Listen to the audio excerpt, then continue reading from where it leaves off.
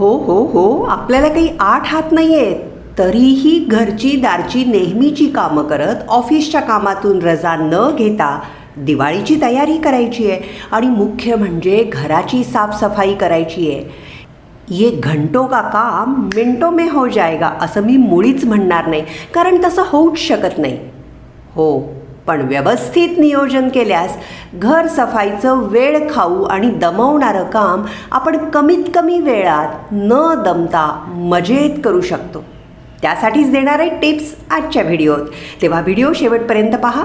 आवडल्यास लाईक करा, आपल्या इतर मित्रमैत्रिणींबरोबर शेअर करा. चॅनलवर नवे असाल तर प्लीज आपल्या या मैत्र चॅनलला सबस्क्राईब करा.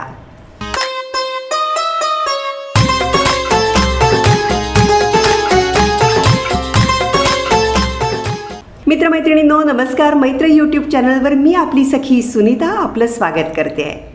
दसरा झाला, कोजागरी पौर्णिमेची रात्र जागवून झाली की आपल्याला वेध लागतात ते दिवाळीचे. उत्साहात दिवाळीच्या स्वागताची तयारी सुरू होते आणि त्याची सुरुवात होते अर्थातच घराच्या साफसफाईनं. एकेकाळी वर्षातून 1-2दा घराची सफाई व्हायची आणि हे अत्यंत कटकटीचं दमखाऊ काम केवळ गृहिणींना करावं लागे. पण आज पती पत्नी दोघंही घरची आणि बाहेरची आघाडी बरोबरीनं सांभाळत आहेत.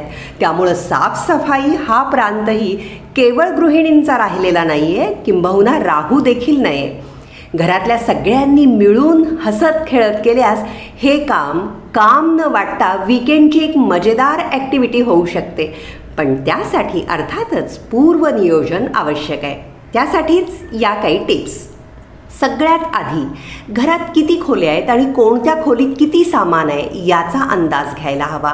किंबहुना तो अंदाज आपल्याला असतोच आणि त्याप्रमाणे साफसफाईचं काम एका दिवसात उरकायचं की 2 दिवसात हे ठरवायचं.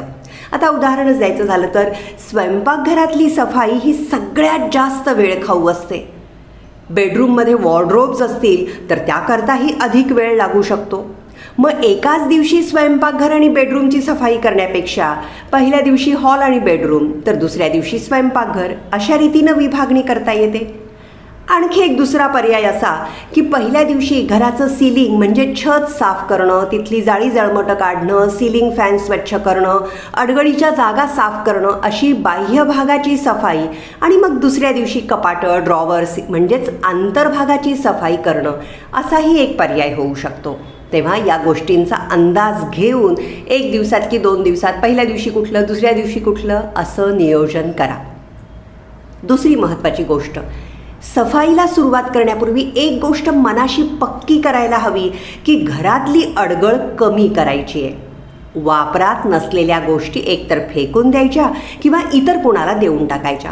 अशा अनेक वस्तू आपण कधीतरी लागेल, अगदी फेकवत नाही बाई या सबबीखाली घरात ठेवलेल्या असतात आणि खरंच कधी त्यांची गरज भासते तेव्हा मात्र त्या कुठं ठेवलेल्या आहेत हे आठवत नाही, वेळेला सापडत नाहीत आणि आपण ती वस्तू म्हणजे जी हवी आहे ती वस्तू नव्यानं खरेदी करून त्यावेळची आपली गरज भागवतो. मग अशा वस्तूंची अडगळ जमवण्यात काय अर्थ आहे? वास्तुशास्त्रदृष्ट्या ही अडगळ घरात नकारात्मक ऊर्जा निर्माण करते. आधीच आपल्या घरांचा आकार दिवसेंदिवस लहान होतोय, तेव्हा ही अडगळ आपली बहुमूल्य जागा अडवून बसते हे लक्षात घ्या. तेव्हा त्या वस्तूंशी तुमचं कितीही भावनिक नातं असलं तरी मनावर घट्ट दगड ठेवून ती वस्तू वापरण्यायोग्य असेल तर कुणा गरजूंना देऊन टाका, खराब झालेली असेल तर चक्क फेकून द्या. अनेक वस्तू आपल्या घरात अशा असतात, अंगठा तुटलेल्या चपला, काडी निघालेल्या छत्र्या, बंद तुटलेल्या पर्स, हँडबॅग्स, उसवलेले कपडे, बंद पडलेली घड्याळं किंवा दुसरी काही इलेक्ट्रॉनिक गॅजेट्स दुरुस्त करून आणू म्हणून आपण घरात ठेवलेल्या असतात. पण त्या वेळच्या वेळी दुरुस्त होत नाहीत आणि अडगळीत जातात. आता दिवाळीची साफसफाई करताना एकतर या वस्तूंची अग्रक्रमानं दुरुस्ती तरी करून आणा किंवा अन्य कोणी दुरुस्त करून वापरणार असतील तर त्यांना द्या, उपयोगात येतील. नसेल तर चक्क फेकून द्या. याशिवाय आपल्या घरात बघा कान तुटलेले कप, तडा गेलेले ग्लासेस, फ्लॉवर पॉट्स, बाउल्स अशा कितीतरी चिनी मातीच्या किंवा काचेच्या वस्तू आपण ठेवलेल्या असतात. काहीतरी कलाकुसर करून त्यात इंडोर प्लांट्स लावूया म्हणून सांभाळलेल्या असतात. पण अशी कलाकुसर करायला आपल्याला कधीच वेळ मिळत नाही. याच कारणानं 2-4 महिन्यांपासून त्या वस्तू आपण सांभाळल्या असतील आणि 2-4 महिन्यात जे काम झालेलं नाही ते पुढच्या 6 महिन्यातच काय वर्षभरातही होणार नाही हे लक्षात घेऊन प्लीज त्यांची विल्हेवाट लावा. याशिवाय आणखी एक महत्त्वाचं काम आपण करू शकतो. दाराच्या सैल झालेल्या कड्या, कपाटांची न लागणारी दारं, अडकणारे ड्रॉवर्स, नळांच्या ठिबकणाऱ्या तोट्या, खराब झालेले स्विचेस, अशा काही किरकोळ दुरुस्तीची गरज असलेल्या गोष्टी प्राधान्यानं आपण करून घेऊ शकतो. नंतर करूया सवडीनं असं म्हणून सोडल्या तर अशी सवड आपल्याला कधीच मिळत नाही. हा माझा अनुभव आहे, तुमचाही नक्की असणार याची मला खात्री आहे. काहींची दुरुस्ती आपल्याला देखील करता येईल किंवा एक फोन करताच आपले नेहमीचे कार्पेंटर, इलेक्ट्रिशियन, प्लंबर हजर होतील. करून घ्या त्यांच्याकडून ही कामं. अन्यथा आजकाल अनेक ॲप्सवर अशी तांत्रिक सेवा तात्काळ उपलब्ध होते. त्या ॲप्सच्या मदतीनं सुद्धा आपण ही कामं करून घेऊ शकतो. तेव्हा या साफसफाईच्या निमित्तानं ही कामं तत्काळ करून घ्या. मित्रमैत्रिणींनो, प्रत्यक्ष साफसफाईकडं वळण्यापूर्वी सफाईसाठी आवश्यक गोष्टी घरात आहेत ना हे आधी पाहून घ्या. नाहीतर मग खिडक्यांच्या काचा पुसायला सुरुवात करावी तर लक्षात येतं कोलीन संपलंय.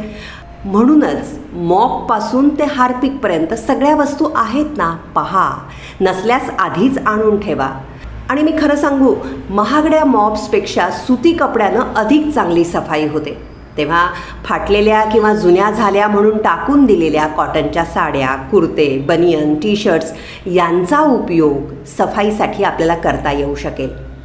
शक्यतो स्वच्छ कपडा सफाईसाठी वापरायचा हे लक्षात घ्या. आपल्या नेहमीच्या वापरातला अस्वच्छ चिकट झालेला जर कपडा आपण वापरला, त्यानं जर सफाई केली तर साफ केलेल्या वस्तू देखील ओशट होतात. आपल्या घरातल्या बहुतेक वस्तू केवळ कोमट पाण्यात मिसळलेल्या अर्धा एक चमचा डिटर्जंट पावडरनं स्वच्छ होतात. थोड्याशा पाण्यात व्हिनेगर आणि बेकिंग सोडा मिसळून त्या द्रावणानं स्वयंपाकघरातले चिकट डाग साफ होऊ शकतात. अगदी टाईल्सपासून ते प्लास्टिकच्या डब्यांवर एक जो चिकटपणा आलेला असतो तो सुद्धा आपण त्या द्रावणानं स्वच्छ करू शकतो. साबणाच्या किंवा व्हिनेगरच्या पाण्यातल्या फडक्यानं वस्तू साफ केल्यानंतर त्या वस्तू पुन्हा स्वच्छ पाण्यातल्या फडक्यानं साफ करा आणि त्यानंतर कोरड्या फडक्यानं पुसायला विसरू नका. आपण दोघं तिघं मिळून काम करत असू, म्हणजे घरातली सगळी मंडळी मिळून जर काम करत असू तर एकानं साबणाच्या पाण्यानं, दुसऱ्यानं साध्या पाण्यानं आणि तिसऱ्यानं कोरड्या फडक्यानं वस्तू साफ करायची.